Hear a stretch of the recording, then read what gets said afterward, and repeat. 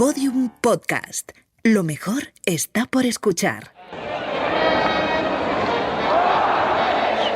El 7 de octubre del 94, Jesulín de Ubrique se encerró con 7 toros en la plaza de Aranjuez. Él era un fenómeno de masas, un fenómeno social.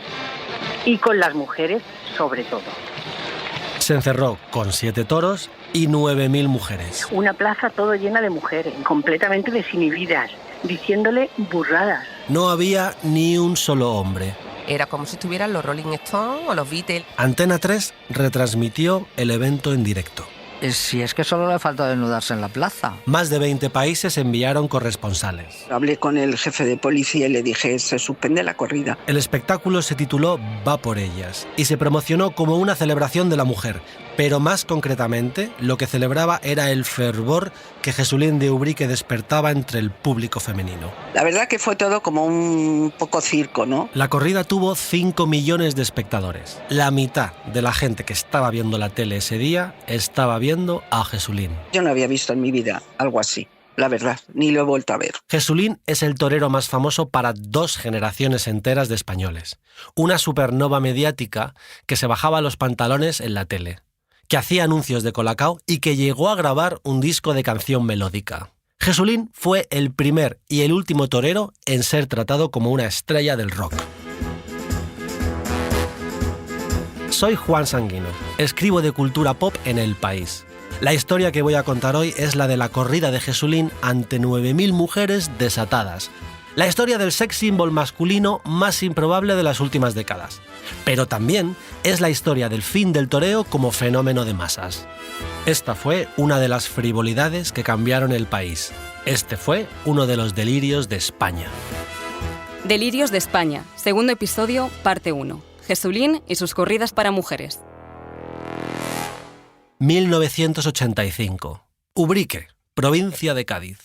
Jesulín tiene 11 años y quiere ser futbolista. Él quería ser famoso. Pero su padre, Humberto Janeiro, ha tenido otra idea. Así que se lo lleva a la finca de la familia. Están los dos solos. Humberto saca un cartel y empieza a colocarlo en la verja. Pone «Se vende».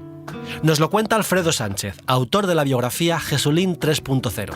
Su padre, que era empresario de actividades varias, contrató para una feria de Ubrique a Rocío Jurado y la feria se dio tan mal que al final no pudo pagarle a Rocío Jurado. José Luis Segura, que fue apoderado de Jesulín a partir de 2001, también recuerda esta historia de orígenes. Por las circunstancias que fuera, no acudió el público.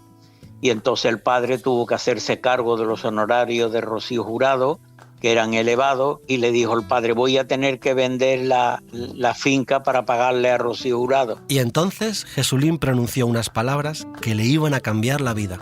Dijo, papá, no venda la finca, yo voy a ser torero. Y vamos a pagar la finca y vamos a pagar a Rocío Jurado. Esas palabras no solo le van a cambiar la vida a Jesulín, se la van a cambiar a toda su familia y a una niña que también tiene 11 años. Se llama Belén y en ese momento está tan tranquila en su colegio de San Blas sin saber que su futuro está siendo reescrito a 600 kilómetros de allí. Pero no nos adelantemos. Jesulín de Ubrique se puso el traje de luces por primera vez en el 87, a los 13 años. 2 años después debutó con caballos en ronda ante un toro llamado Ambiciones. Para entonces ya había dejado el colegio. Total, nunca le gustó estudiar. La revista sobre tauromaquia Aplauso celebraba así al niño prodigio. Con él llega el torero que la fiesta necesitaba. No sabían hasta qué punto tenían razón. Los toreros son una versión más colorida de esa idea antediluviana de asociar la virilidad a la violencia.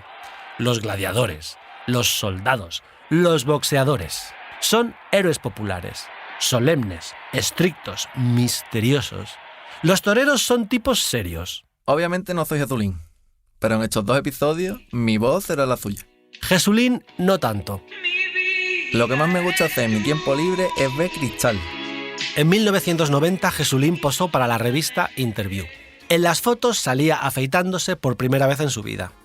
Jesulín contaba con desparpajo intimidades como que todavía era virgen. Aquella entrevista tuvo lugar poco antes de recibir su alternativa en Nimes. Jesulín tenía 16 años y se acababa de comprar un pedazo de finca que le había costado más de $500,000 de euros. ¿Os acordáis del nombre del primer toro que lidió? Ambiciones. Pues ese es el nombre que le puso a la finca. Un poco por el toro y un poco porque él de ambiciones iba sobrado. Porque él, yo creo que además de torero, lo que quería es ser famoso. La finca Ambiciones estaba destinada a ser nuestro propio Falcon Crest. Pero todavía no lo sabíamos. En aquel momento solo respondía al cliché de torero joven que se ve con mucho dinero de golpe. Irma Soriano, presentadora de televisión. Los toreros, una vez que han triunfado, se compraban antes el Mercedes y la finca. Era como, ya he llegado, ya lo he logrado, ¿no? La casa tenía 12 cuartos de baño. Jesulín contaba que usaba uno para cada cosa. Y había 12 habitaciones. La de Jesulín era la más pequeña. Todo mármol, todo ostentoso y la gente iban con autobuses a ver su casa. La casa tenía una capilla con 300 santos. Jesulín los trasladaba al hotel antes de cada corrida, uno a uno, los 300. Y su mascota fue la más famosa de España. El famoso Currupipi, aquel tigre que le regaló el director del Circo Mundial. Jesulín, ¿sabes cuál es el disco que más se baila en las discotecas? ¡Sí, el Currupipi! Jesulín se acercaba al toro más que nadie. Le daba la espalda con chulería. Y era capaz de encadenar 5 o 6 pases de pecho seguidos mientras el animal le rozaba la cintura. Quizá no era consciente. La revolución que montó a su alrededor le tenían en un círculo que quizá él no era consciente de que la muerte le pasaba por la faja. Si no embisten los toros, tendré que embestirle yo a ellos. Jesulín no tenía miedo.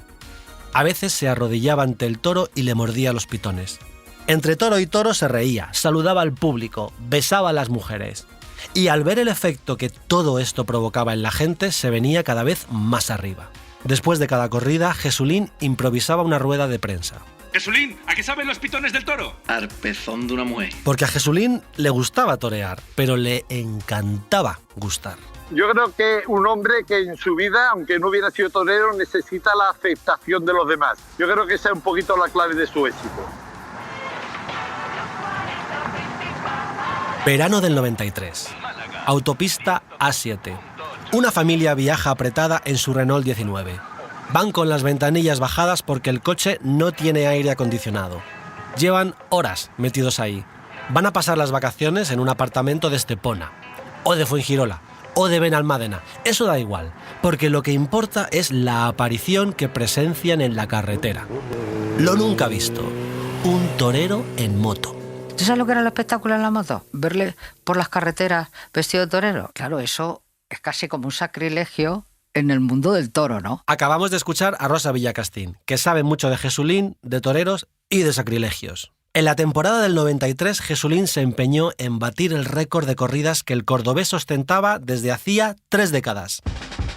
En los años 60, Manuel Benítez el Cordobés fue el primer torero en explotar las posibilidades de los nuevos medios de comunicación. Provocaba a los puristas con su toreo poco tradicional. Cada vez que llegaba a un pueblo nuevo, salía al balcón de su hotel y se ponía a arrojar billetes. E incluso llegó a rodar varias películas. Jesulín se fijaba mucho en el marketing del cordobés, y así lo señala Marina Bernal, también biógrafa de Jesulín. Existe una comparativa evidente con Manuel Benítez el Cordobés, porque él mismo lo utiliza como referente la cuestión de cómo se gestiona en los medios de comunicación tu imagen pública. Jesulín sabía que batir ese récord le daría titulares. Solo necesitaba torear 121 corridas, una más que el cordobés. Y para eso, el coche era demasiado lento. Pues mira, el primer torero que llegó en traje de luces, vestido en moto a la Plaza de Toros. Porque para conseguir ese récord hubo días que realizó 2 corridas. La foto lógicamente salió en todos los medios de comunicación. Os pongo la cifra en perspectiva.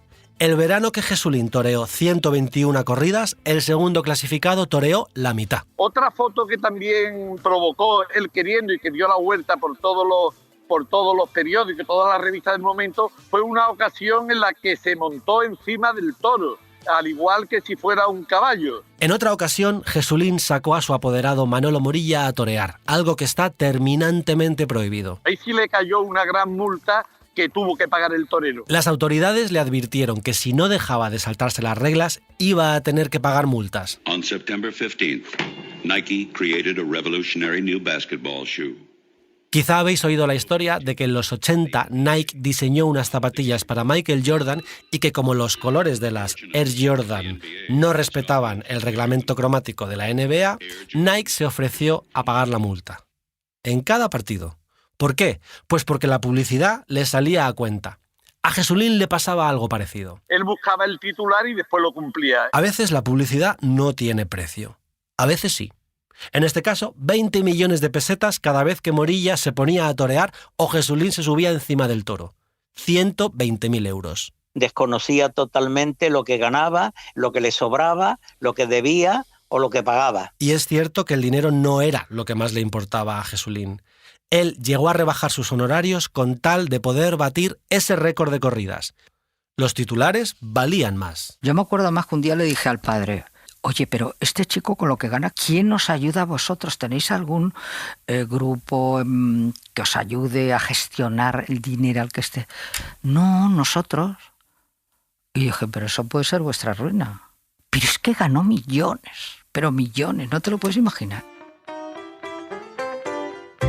Jesulín tenía 19 años y ya cobraba 18.000 euros por corrida.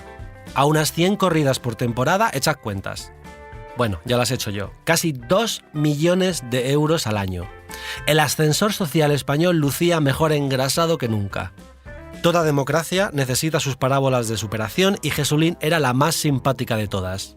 Nuestro propio sueño americano. Cuando tú quieres salir de un mundo donde te faltan un montón de cosas y te dan la oportunidad de que si sales ahí, puedes salir de ahí, que puedes salir no solo con el aplauso del público, sino con dinero. Tanto disparatado sentido del espectáculo, tanto reírse de la muerte, tanto dejarse querer por el público, no cayó demasiado bien entre sus compañeros. Para poder irse de una corrida a medias, Jesulín tenía que pedir el beneplácito de los demás toreros que estaban en el coso. Y en alguna ocasión Enrique Ponce se negó a dárselo. Ninguno se ha atrevido a hacer 2 corridas porque es que es muy estresante. Es que tú tienes que estar desde por la mañana sin comer. O sea, es que lo que te está jugando es tu vida. Yo soy mejor que todos juntos. O sea, él quería destacar. Ni don Francisco Rivera, ni el Litri, ninguno de esos se hubiera atrevido. El periódico El País hizo una encuesta entre sus compañeros. Enrique Ponce dijo que le daría vergüenza torear como Jesulín, que ni era torero ni era nada. Joselito mostró su estupor. Este señor está mal, decía. No entiendo cómo puede ser así. En esta profesión tan difícil, en la que te juega la vida, o seas número 1, el que manda, o no haces nada. Enrique Ponce y Joselito me rehuyen, me tienen miedo y procuran evitar carteles conmigo. Jesulín tenía una actitud rebelde, contestataria y un poco punky. Sí, porque además él ha utilizado siempre la provocación como arma para destacar, ¿no? Y entonces, por ejemplo, el color amarillo, que entre los toreros no está bien visto, y fue el primero en lucir un traje de luces amarillo. Por eso le granjeó ciertas enemistades y muchísimas críticas en el mundo taurino, ¿no? Esa actitud un poco así desafiante y alegre, ¿no? Jesulín era lo nunca visto. Un torero antisistema. Que ha sido un hombre siempre tremendamente competitivo, con mucho amor propio. Solo tengo un torero favorito. Jesulín de Ubrique.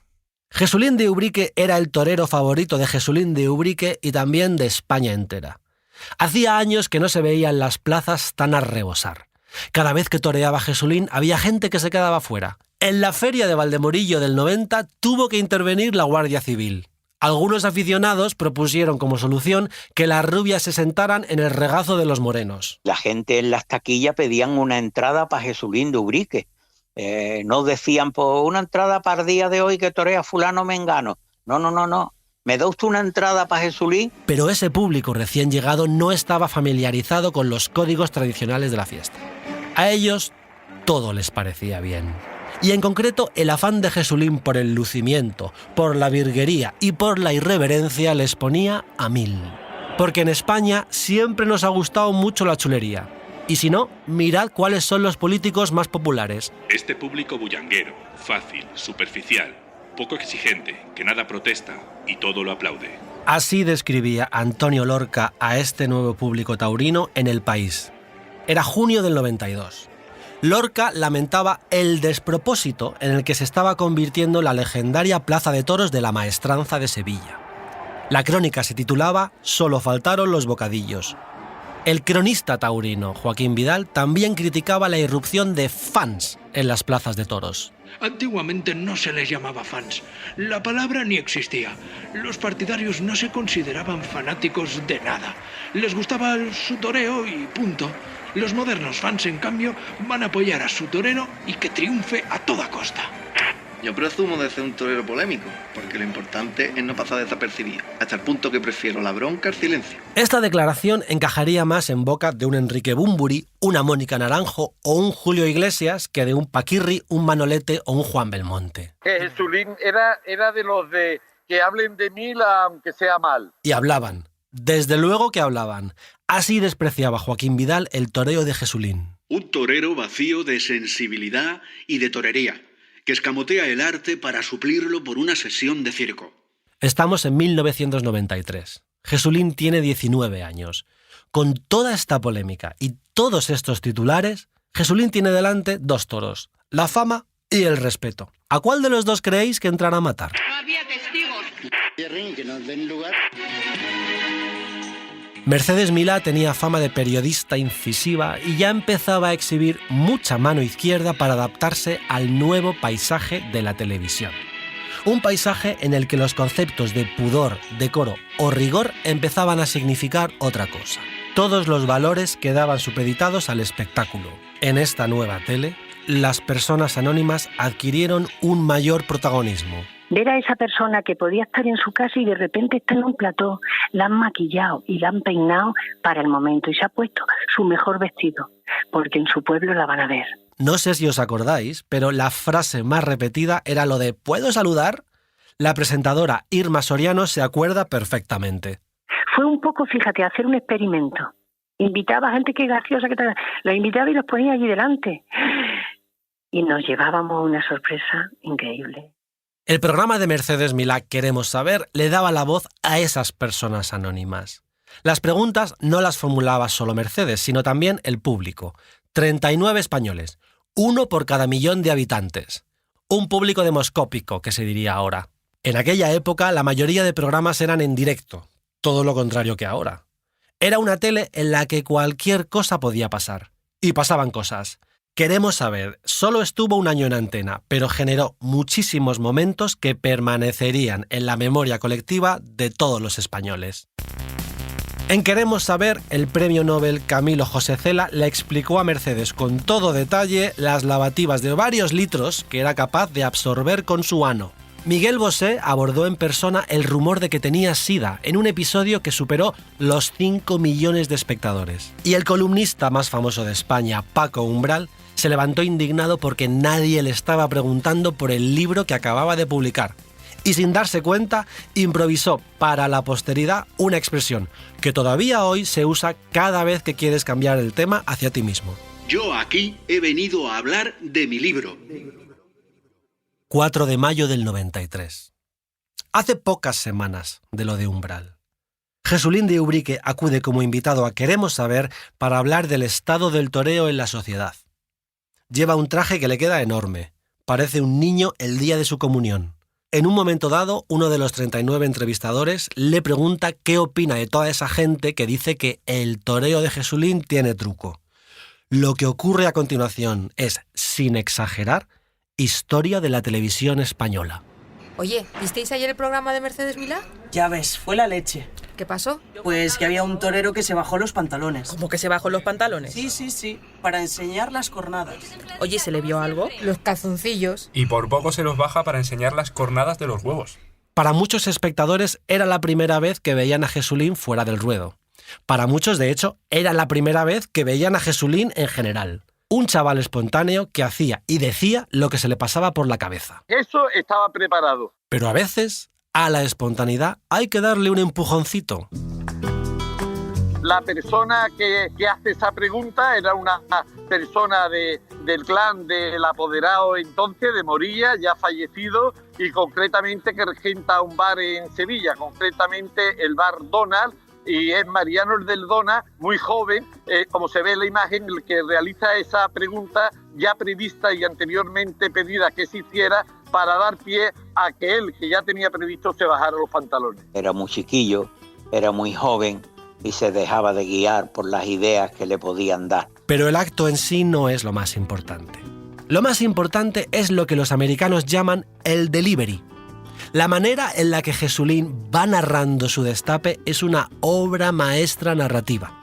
Es la performance de un auténtico showman. El pantallazo, el impacto televisivo es increíble.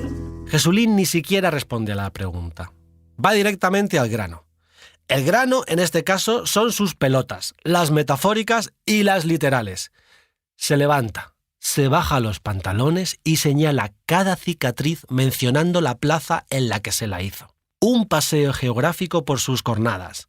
Al final, hace una pausa. Mira a Mercedes y empieza a reírse. Y dos más que no te voy a poder enseñar. El público aplaude. Y es ahí, justo ahí, donde Jesulín de Ubrique se convierte en una estrella. Él nació con eso. Yo creo que supo captar el momento que le tocó vivir. Porque te pueden decir, oye, Mercedes Milá te va a preguntar esto, y luego a lo mejor cuando llega el momento que te tienes que bajar los pantalones, pues te da vergüenza, no quieres. No, es que él todo lo hacía como la cosa más normal del mundo. O sea, yo creo que en una película le dicen, tienes que hacer esto, y no le hubiera salido mejor. Jesulín pertenecía a la primera generación de españoles que había nacido con la tele puesta. Él hablaba fluidamente el idioma catódico. Tenía una intuición natural para construir momentos. Es que lo entendió muy bien. Porque era una nueva tele. Claro. Es que él llega en ese momento preciso, ¿no? Pues Telecinco, Antena 3. Que él entendió el momento de explosión, de libertad en que estaba este país. Es que Jesulín hizo cosas que no hizo nadie. En los 90 había más personas en el planeta que nunca, más revistas que nunca y más canales de televisión que nunca. Y por tanto, había que fabricar nuevos famosos constantemente. Si no hubiéramos tenido privadas, probablemente solamente la 1 y tal, pues hubiera sido distinto. Esta nueva televisión era anárquica, excitante e imprevisible. El mando a distancia por fin tenía sentido. Las cadenas privadas necesitaban impactar a la audiencia para que no cambiase de canal. Y Jesulín tenía un don para la provocación. Es que te quedabas pegada al televisión. Era una tormenta perfecta. Todo el mundo quería tener a Jesulín en su programa y llamaban, se lo quitaban de las manos. Tanto al padre como al apoderado fundamentalmente, ¿no? Que son los que estaban más cerca, y ellos se dejaban querer. Nunca leo, ni tengo la intención de hacerlo. Pero él entendió que salir en la prensa del corazón, y muchos políticos, el primero fue Adolfo Suárez, también entendió que había que salir en revistas del corazón y que salían, llegas a los hogares. Y aparte a él le gustaba leer revistas. Claro, bueno, claro, no se iba a poner a leer filosofía. Jesulín de Ubrique alcanzó un triunfo apoteósico, de esos que hacen época. De todo le tiraron: gorros, chaquetas, botas, flores, un sostén. Según la hemeroteca que he consultado para esta historia, este es el primer registro que hay de un sujetador arrojado al ruedo. Fue en la Crónica de las Fallas del 94 que firmó Joaquín Vidal en El País. Se titulaba 3 orejas y un sostén. Es probable que Vidal nunca hubiera ido a un concierto de Hombres G. Allí lo de tirar sujetadores era normal. Era la norma, de hecho. Llegaba un momento en el que a las fans ya no les cabía la explosión hormonal en el cuerpo. Se quitaban los sujetadores y los lanzaban al escenario.